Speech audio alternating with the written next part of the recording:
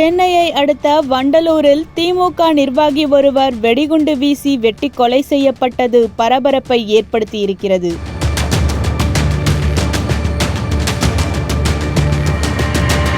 பொதுமக்கள் நடமாட்டம் அதிகம் உள்ள பகுதியில் நடைபெற்ற இந்த கொலை சம்பவம் மக்கள் மத்தியில் அச்சத்தை ஏற்படுத்தியிருக்கிறது. காட்டாங்குளத்தூர் திமுக வடக்கு ஒன்றிய பொறுப்பாளராக இருந்த ஆராமுதன் என்பவரே கொலை செய்யப்பட்டவர்.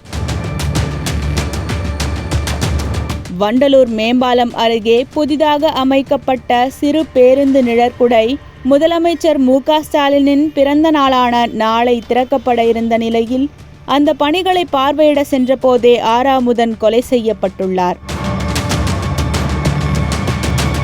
ஆராமுதன் தனது ஸ்கார்பியோ காரில் வண்டலூர் அருகே சென்று கொண்டிருந்த போது மறைந்திருந்த 5 பேர் கொண்ட கும்பல் முதலில் கார் மீது நாட்டு வெடிகுண்டை வீசியுள்ளது.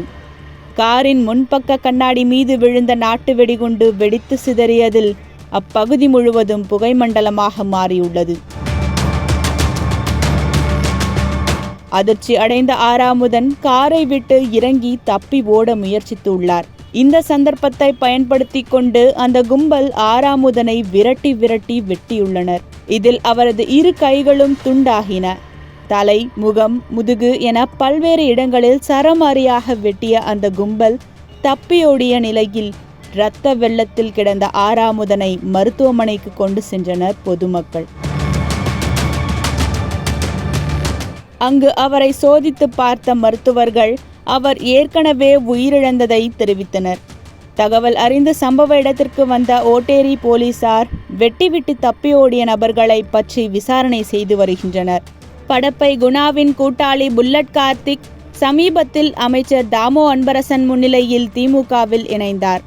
புல்லட் கார்த்திக்கு திமுகவில் பொறுப்பு அளிக்க ஆராமுதன் மறுப்பு தெரிவித்து வந்ததாகவும் கூறப்படுகிறது. இந்நிலையில் ரவுடி புல்லட் கார்த்திக் மற்றும் அவனது கூட்டாளிகளுக்கு இந்த கொலையில் தொடர்புள்ளதாக தகவல்கள் பரவி வரும் நிலையில் இந்த கோணத்திலும் போலீசார் தீவிரமாக விசாரணை மேற்கொண்டு வருகின்றனர். பல ஆண்டு காலம் திமுகவின் முன்னோடி என கூறப்படும் நபர் பொதுவெளியில் வெட்டப்பட்டு படுகொலை செய்த தகவல் காட்டுத்தீயாய் பரவ காட்டாங்குளத்தூர் பகுதியில் ஒருவித பதற்றமான சூழல் நிலவுகிறது. வண்டலூர் அருகே வேங்கடமங்கலம் ஊராட்சி அதிமுக தலைவர் மகன் இதேபோன்று கொலை செய்யப்பட்ட நிலையில் அடுத்தடுத்து நடைபெறும் கொலை சம்பவங்கள் தமிழகத்தில் சட்டம் ஒழுங்கை கேள்விக்குறியாக்கி இருக்கிறது.